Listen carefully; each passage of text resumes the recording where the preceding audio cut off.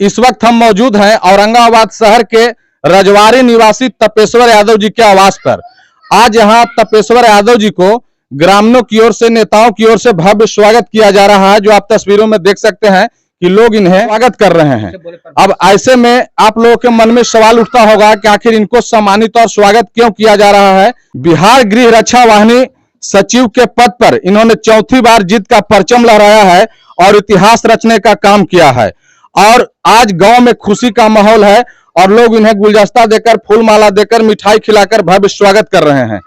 अब हम विशेष जानकारी के लिए बात करना चाहेंगे तपेश्वर यादव जी से। जिस जिम्मेदारी को आपके कंधे पर दिया गया है, उस जिम्मेदारी को आप कैसे निभाएंगे?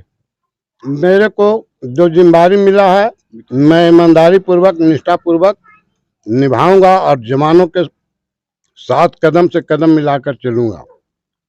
मेरे को ये चौथा बार बिहार गृह रक्षा वाहिनी के जवानों ने जिम्मेदारी को दिया है और मैं गंभीरता पूर्वक अपने दायित्व को ईमानदारी से, निष्ठा से कार्य करूंगा और जवानों को, बल को, संगठन को मजबूत करूंगा। आपसे मेरा अगला सवाल होगा कि आज के दौर में जो पुलिस प्रशासन पे भ्रष्टाचार का आरोप लगता है, उसको लेकर आप उस भ्रष्टाचारियों, पदाधिकारियों के लिए क्या संदेश देना चाहेंगे?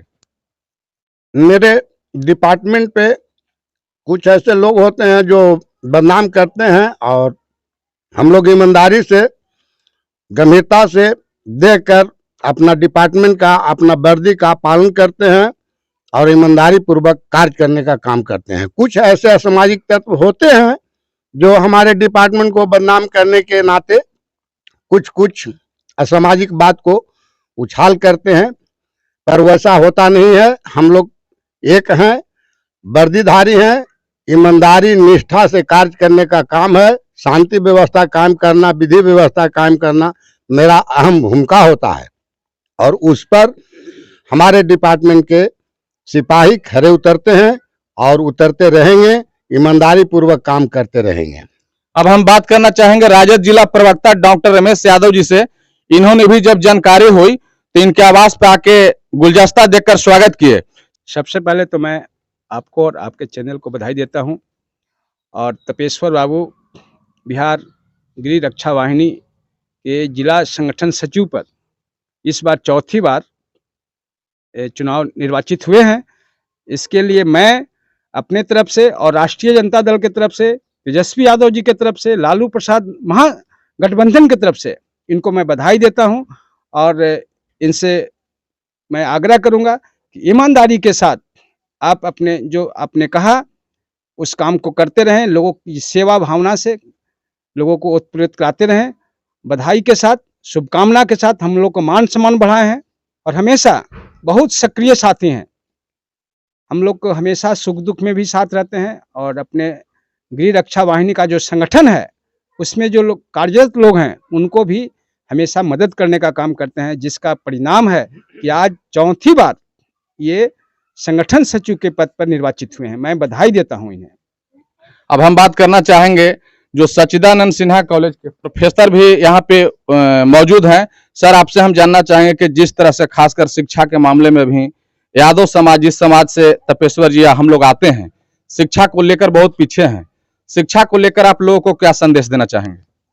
सर्वप्रथम अपराजिता संदेश को मेरे तरफ से बहुत बहुत शुक्रिया और धन्यवाद। मुख्य रूप से मैं ये कहना चाहूँगा कि शिक्षा जैसी जो चीज़ है वो व्यक्ति विशेष इसमें सुधार नहीं ला सकता है, बल्कि सारे लोगों की इसमें सहभागिता और जागरूकता जरूरी है।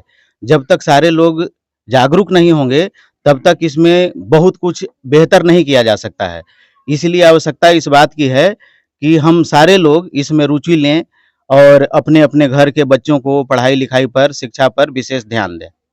अब हम बात करना चाहेंगे तपेश्वर जी के बड़े भाई हैं रामपुकार यादव जी, जिनको गांव के विकास में अहम भूमिका रहा है और रहता है और आगे भी इनसे लोगों का काफी उम्मीद रहता है।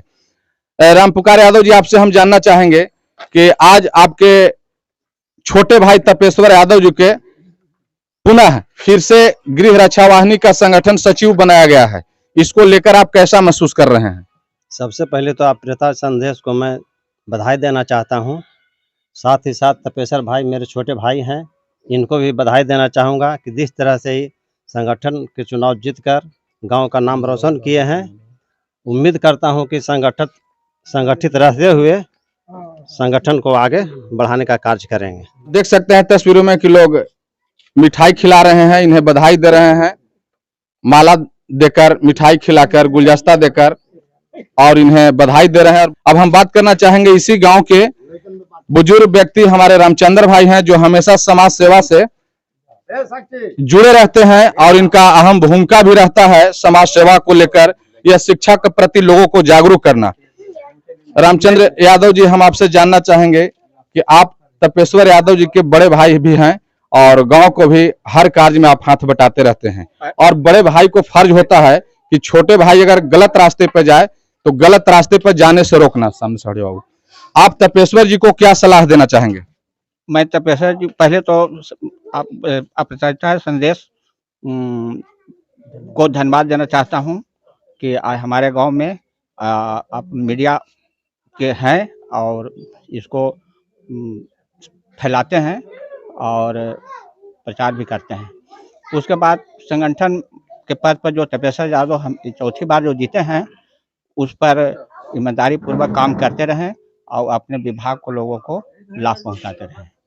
अब इसी गांव के मुन्ना कुमार जी हैं, ये भी काफी एक्टिव रहते हैं हर कार्य में, और मुन्ना जी एक ऐसे व्यक्ति हैं कि मैं समझता हूं कि इनका कोई दुश्मन भी धरती पर नहीं होगा। हम ऐसा इसलिए कह रहे हैं कि हर व्यक्ति से एक दूसरे को सुख दुख में हाथ बटाना, कंधे से कंधे मिलाकर चलना। मुन्ना जी, आपके गांव के तपेश्वर यादव जी हैं और इन्हें बिहार रक्षा वाहिनी का सचिव बनाया गया है, इसको लेकर आप कैसा महसूस कर रहे हैं और क्या संदेश देना चाहेंगे? सबसे बड़ी खुशी की बात हो रही है कि हमारे तपेश्वर यादव जी का जो कार्य क्षेत्र रहा, जब से इनका जिम्मेदारी मिला, एक अच्छे रूप में कार्य है, और जिसका रिजल्ट है कि आज ये चौथी बार प्रत्याशी के रूप में खड़े थे गृह रक्षा वाहिनी की ओर से, और इनका जो कार्य क्षेत्र को देखते हुए इनका बहुत अच्छे मत के साथ इनको निर्वाचित किए गए हैं। सबसे बड़े बधाई इनके लिए ग्रामीण की ओर से है, और पहला आशीर्वाद तो आपके लिए है, जो हर बार आप किसी भी कार्य क्षेत्र में पहले आप न्यूज देते रहते हैं और सभी स्थान पर हम लोग को संदेश देने का काम किया करते हैं। अब हम बात करना चाहेंगे गया प्रसाद मंडल जी से, जो रहने वाले हैं औरंगाबाद ब्लॉक के बहुआरा गांव के, लेकिन शिक्षा के मामले में इस गांव में हमेशा लोगों को प्रेरित करने का काम किया, और जैसे ही यह जानकारी हुई इस तपेश्वर यादव जी को बधाई देने के लिए इनके आवास पे दौड़े चले आए।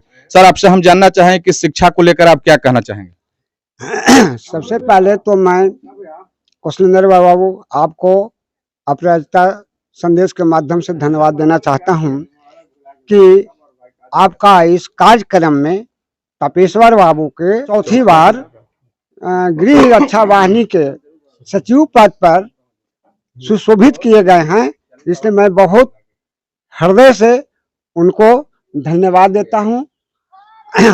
शिक्षा के मामले में मैं ये कहता हूं कि शिक्षा जगत एक ऐसी जगत है, इससे बढ़कर कोई जगत नहीं है। शिक्षा से ही आज हम संसार की सबसे ऊंची मंजिल पर पहुंच सकते हैं।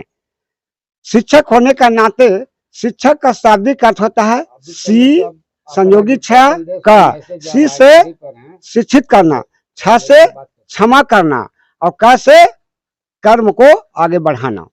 तो हम लोग का ये कर्म है कि तपेश्वर बाबू को कार्यकलाप से जितना हम लोग खुश हैं, और उन कार्यों को आगे बढ़ाने के लिए खुद तपेश्वर बाबू ने कहा कि वर्दीधारियों पर कुछ जो है से बदनामियां आती है, तो वैसे व्यक्ति बदनाम करते हैं जिनका कार्य गलत है और सही कार्य करने के लिए आते हैं उनको न करते हैं, तो उनको विरोध में उन पर कलंकित की जाती है। कहा गया है, एक कहावत है, औरत, दौलत और भोजन, ये तीन चीज पर्दे का चीज है, और दूसरी है कि कन्या का शर्म, बनिया के नरम और शासक का गर्म होना जरूरी है। तो यहाँ ये शासक के रूप में है, इनके यहाँ कभी कभी ऐसी समस्याएं आती है कि जहाँ पर इनको गर्म होनी पड़ती है। अगर यदि क्षेत्र में गए और गर्म नहीं होते हैं तो पदाधिकारी को, प्रशासन का कोई महत्व नहीं है, कोई बाल खींच देगा, कोई शर्ट खींच देगा। अगर गर्म होकर के बोलेंगे तो वहाँ महफिल में थोड़ा सा सुझाव होगा, थोड़ा सा आस्था आएगा और वो अपने सही जगह पर रहेंगे। इसलिए कोई कलंक नहीं होती है, कोई उन पर जो है से वर्दियों पर कोई छलांग लगाते हैं, वह गलत है। मैं जानता हूं कि तपेश्वर बाबू का कार्य बहुत सराहनीय रहा है और इस सराहनीय रहने के ही वजह से इन्होंने चौथी बार गृह रक्षा वाहिनी के सचिव पद पर सुशोभित हुए हैं और मैं अंत में उनको तहे दिल से धन्यवाद देता हूं और पुनः अपराजिता संदेश के कौशलेंद्र बाबू का पुनः धन्यवाद देता हूं। अब हम बात करना चाहेंगे, एक छोटी सी बच्ची हैं, क्या नाम बताई थी छोटी? साक्षी। साक्षी, आपको दादाजी को चौथी बार सचिव बनाया गया, कैसा महसूस कर रही हो? बहुत खुश है, हमारा परिवार सब खुश है। बीएचजी का चौथा बार सचिव हुए हैं। धन्यवाद। दर्शकों, आपको बता दें कि इसी गांव के रहने वाले हैं तपेश्वर यादव जी और इन्हें चौथी बार इनके संगठन को सचिव बनाया गया है। और जैसा कि अभी हमने सवाल किया कि जो पुलिस प्रशासन पे भ्रष्टाचार के आरोप लगते रहते हैं, उसको लेकर आप वैसे भ्रष्टाचारियों के लिए क्या कहना चाहेंगे? तो इन्होंने साफ शब्दों में कहा कि जो लोग ऐसा करते हैं वो गलत कर रहे हैं, लेकिन मैं उसमें से नहीं हूं। इस बात से अंदाजा लगाया जा सकता है कि यदि ये उस तरह के होते यानी भ्रष्टाचारी होते तो शायद ये चौथी बार अपने संगठन के सचिव पद पे नहीं निर्वाचित होते। ऐसे खबरों के लिए बने रहें अपराजिता संदेश के साथ। धन्यवाद।